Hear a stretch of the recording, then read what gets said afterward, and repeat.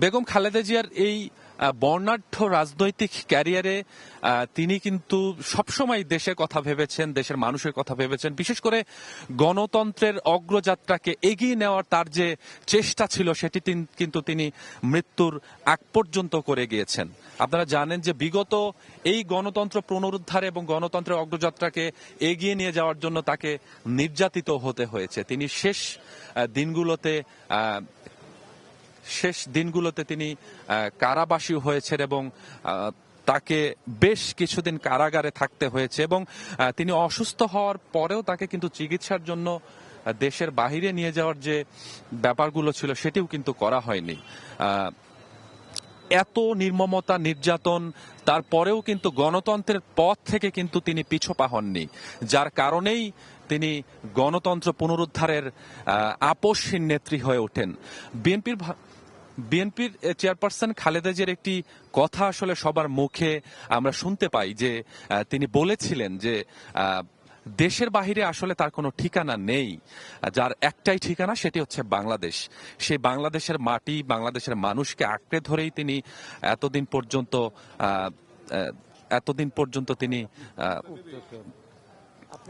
পর্যন্ত তিনি জীবিত ছিলেন এবং গতকালকে যখন তার মৃত্যু হয় তারপরেই দেখেছি তার প্রতি যে মানুষের ভালোবাসা, শুধু বিএনপি বা তার অঙ্গ সংগঠনের নেতাকর্মী নয়, তার প্রতি মানুষের যে ভালোবাসার বহিঃপ্রকাশ সেটি আমরা গতকালও দেখেছি যখন এই মৃত্যু সংবাদটি প্রকাশিত হয় বা গণমাধ্যমে ছড়িয়ে পড়ে এবং দেশের প্রত্যেকটি প্রান্তে প্রান্তে কিন্তু মানুষের যে ভালোবাসার বহিঃপ্রকাশ সেটি আমরা দেখেছি।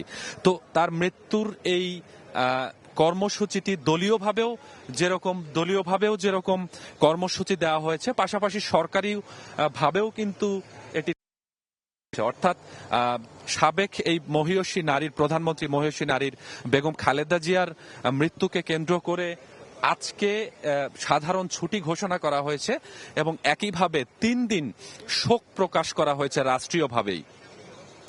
একই সাথে দলীয়ভাবেও কর্মসূচি গ্রহণ করা হয়েছে। নিশ্চয়ই জানেন যে গতকালকে দলের মহাসচিব মির্জা ফখরুল ইসলাম আলমগীর তিনি আনুষ্ঠানিকভাবে দলের যে কর্মসূচি সেটি ঘোষণা করেন এবং তিনি বলেন যে আগামী, অর্থাৎ গতকালকে থেকে 7 দিন পর্যন্ত দেশের কার্যালয়গুলো রয়েছে সেই প্রত্যেকটি কার্যালয়ে কালো পতাকা থাকবে এবং আরো বেশ কিছু কর্মসূচি দেওয়া হয়েছে। তবে এখানে যেরকম নেতাকর্মী অবস্থান করছেন, একই অবস্থা বেগম খালেদা জিয়াকে যখন এখান থেকে বের করা হবে তখন তাকে নিয়ে যাওয়া হবে তার দীর্ঘদিনের, অর্থাৎ প্রায় 1.5 দশক ধরে যেখানে তিনি বসবাস করেছেন সেখানে, অর্থাৎ তার গুলশানের বাসায় ফিরোজায়। সেখানে রয়েছেন আমাদের আরেক সহকর্মী মুরসালিন জুনায়েদ। আমরা তার কাছ থেকে সেখানকার অবস্থা একটু জানতে চাই।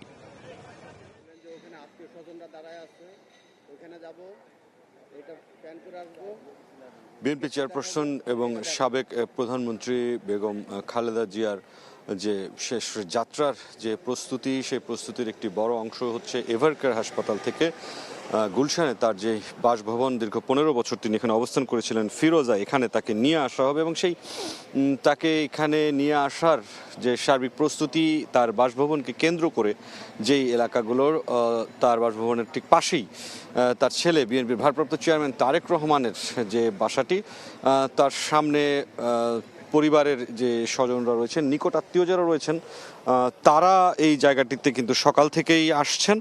আমরা দেখছি আইন শৃঙ্খলা বাহিনী এবং বেগম খালেদা জিয়া যেহেতু রাষ্ট্রের সর্বোচ্চ বিশেষ নাগরিকের সুবিধা তিনি পেয়েছিলেন, সেই সুবিধা হিসেবে যে রাষ্ট্রীয় মর্যাদায় তার যে মরদেহ বহনকারী যে গাড়ি বহর যেটি থাকবে সেইটি যেভাবে এখানে যাত্রাপথ নির্ধারিত হয়েছে, সেই যাত্রাপথের নির্বিঘ্নতা, নিরবচ্ছিন্নতা এবং আইন পরিস্থিতি নিরাপদ অবস্থায় রাখার জন্য রাষ্ট্রের যে বাহিনীগুলো রয়েছে, এসএসএফ, সেনাবাহিনী, পুলিশ, সবাই কিন্তু এই ফিরোজার যে এলাকাটি রয়েছে এই জায়গাটিতে তারা ধীরে ধীরেই কিন্তু তাদের নিয়ন্ত্রণ প্রতিষ্ঠা করছেন এবং এই এলাকাটিকে কেন্দ্র করে ইতিমধ্যেই গুলশান 2 থেকে এই ফিরোজা অভিমুখী যে সড়ক তার এক পাশ বন্ধ করে দেওয়া হয়েছে। বন্ধ রয়েছে গুলশানের যে সেন্ট্রাল মসজিদটি রয়েছে, সেই গুলশান মসজিদ থেকে এই ফিরোজার দিকে অভিমুখী যে সড়ক সেটিও কিন্তু বন্ধ রয়েছে।